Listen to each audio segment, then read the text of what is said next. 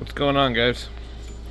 Alright, I've been using this radio for a while, and I've learned some kind of interesting things about it.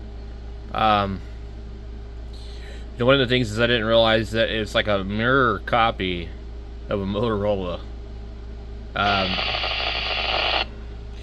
They have copied one of these, basically. The keypad is all the same. This little piece here is the same. But what they did was they made sure that the antenna was backwards from the Motorola, and by doing that, you know, they can say it's not the same. Even the texture on the buttons is exactly the same. But what's interesting is this actually could be made in the same factory that's making these Motorola's, because they're made in China. Let's have a look at some more of these. Okay, let's see the clip on the back. Okay, clip on the back looks pretty similar. The battery, I'd love to see what the battery looks like. That would be really good. I think the clip looks a little bit different. And mine has dual buttons. They have a secondary PTT, but it's round. And then on the side of mine, I obviously don't have that type of thing, but it's waterproof, and it has a Motorola type plug, a K plug. It's got. I've got a Motorola microphone around here somewhere, or maybe is it Kenwood? It might be Kenwood. Well, it's the one that doesn't fit Bofang. It's closer together. So mine has that. Battery looks a little different. So this is a DP4800 XIR P8600. What's the price on these? Shipping cost $36. This is a lot of money for a Chinese-made radio.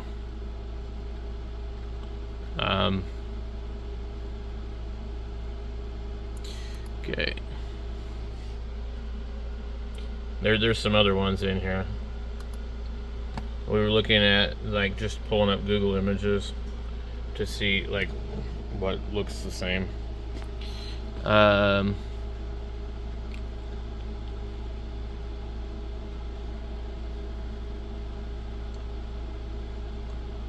Look at this one here. Well, this is kind of cool looking. That's definitely nice. But that one that I pulled up was definitely what they've modeled this one after. There's probably other radios that look really similar. What's this one? This one looks extremely similar too. Alibaba and the 40 Thieves. Let's pull this up. Alright, so this is a different kind, but very similar. The top of it is curved.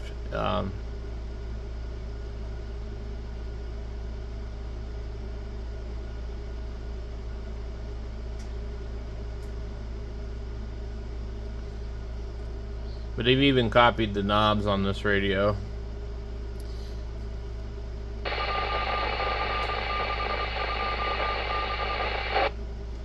So if we look at the knobs here on this one, they don't have the white mark on them, but they're the same knob. So I just thought that was kind of interesting. One of the other things that I noticed about this radio, I can exit out of here. We're in channel mode, and if we hit channel mode, frequency mode, it'll go like that. Channel mode. Okay, it displays the frequency. Hit it again. Channel mode. It displays whatever you've saved it as. So you can hit the channel mode button twice and go from frequency or alphanumeric tagging, which is really cool. Also, this radio, as you talk on it, the volume meter on the side will go up and down. It will actually read your modulation signal, basically. Let me go here to frequency mode. Okay, I'm on the wrong one.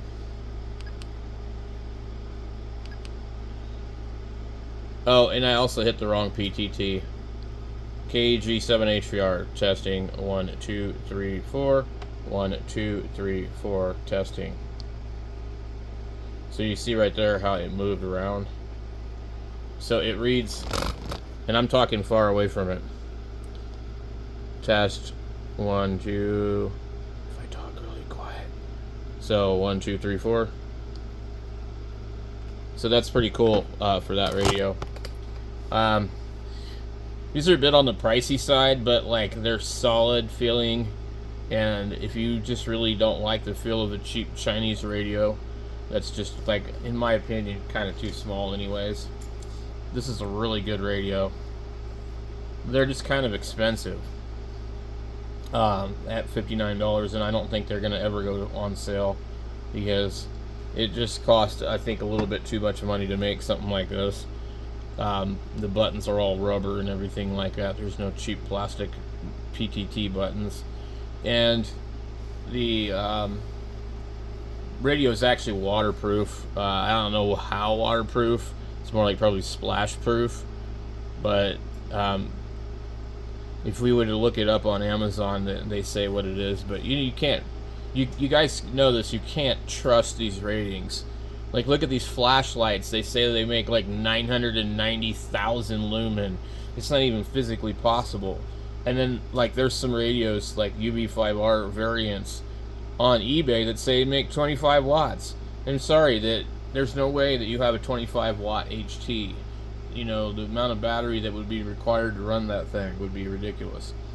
But anyway, so the claims, what I'm saying, on a lot of things are widely exaggerated. But this is a good radio. It is really solid. It's not light. It's not small. You probably don't want to put it in your pocket. But if you're used to bigger commercial radios like Motorola's, this will make you happy probably. So I really like it. I've had it maybe about a month now, and I think that the audio out of it's pretty good too. It scans pretty normal.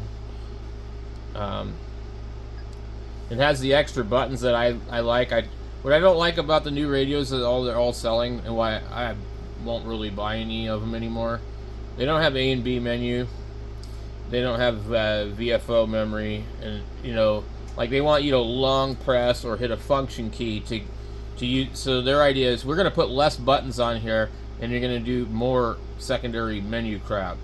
I don't like that. There's enough real estate on a radio, even a small radio, where we should be able to have all these functions. We shouldn't have to go into a menu to do that. And so the problem with a lot of this stuff is that I don't think ham operators reach out to any of these companies and tell them what they want, except for maybe Chinese ones do. I don't know. But the companies are making the radios the way they think they're going to sell. And so if nobody ever tells them, hey, we don't really like this design, we need this, this is useless. I'm trying to find another radio that doesn't have that. Like a popular radio would be, but the UV5R even has that. So if we look at the Quan Shang, we have to hit this function key. And the Quan Shang's kind of interesting because it has these extra buttons here, which isn't bad, but we still have to hit the function button to go from VFO to memory mode. And we still have to hit the function key right here. So we go. We want to go in A or B function, and then the little F will light up there. And now we can, you know, switch back and forth.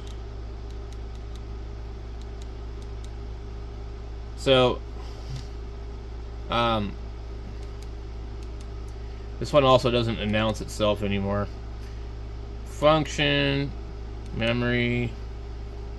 Okay. Almost everything requires that function key. These A and B, or A, B, C buttons here, I don't remember what the hell they do. They don't do anything when you're in this mode. That's your menu. And then that's your exit.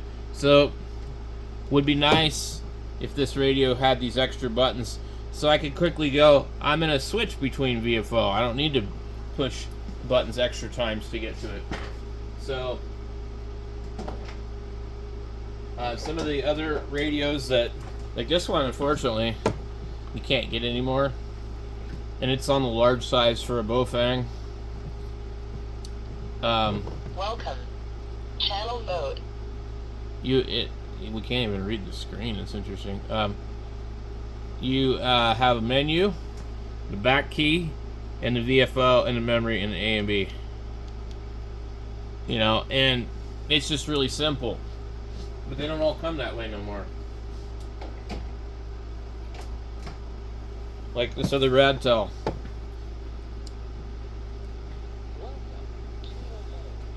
This is a nice radio, but you don't even know where A and B is because it doesn't even show it to you. You have to guess. So, I think on this one of these buttons you long press it, but I'm not sure. I don't remember. See, so that's why that's the problem. There's nothing on here that says A and B, unless you're looking at the ABC key, and that ain't it.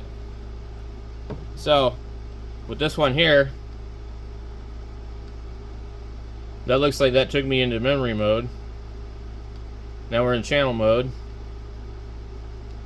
So this is also doing the same thing. See, it says no name. We have frequency mode. Then we have channel mode. And then we have like alphanumeric tag. And that's something that I don't need to really tell you. It'll do that. Okay, so this is the home/back key. So I don't know what it does. 67 1. Okay. Menu. Now, honestly, on this radio, I have no idea how to go from A to B. On. Off. Okay. It does this annoying thing where it says ATX #1, and it blocks out the other line. But so this is why I don't like these type of radios anymore, because I can't figure them out if I don't use them all the time. Whereas this radio, I don't have to use it all the time. I can see the A and B button right there. I can see the VFO and memory button right there. I can see the menu button and the exit. This is so much more intuitive. You don't have to guess. It's not like programming some damn flashlight that has one button, you know? And this is something that they figured out a long time ago on the UV5R. The problem is, they've moved away from that. So, you had the band. That was the other thing that Bofang did. They had the band key, because I guess it mattered. So you needed A and B, and the VFO and memory. I mean, Frequency mode. so simple, just A, B. Channel mode. You know, Frequency mode. Channel mode. band. I don't think it does anything in that. Frequency mode.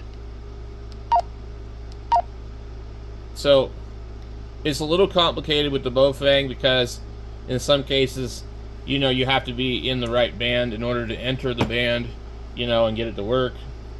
But this is simple. This had everything on the keypad, and then they started to take keys away. So, I'm sure no manufacturer really watches my channel, but if you guys are watching, we want the keys back, okay?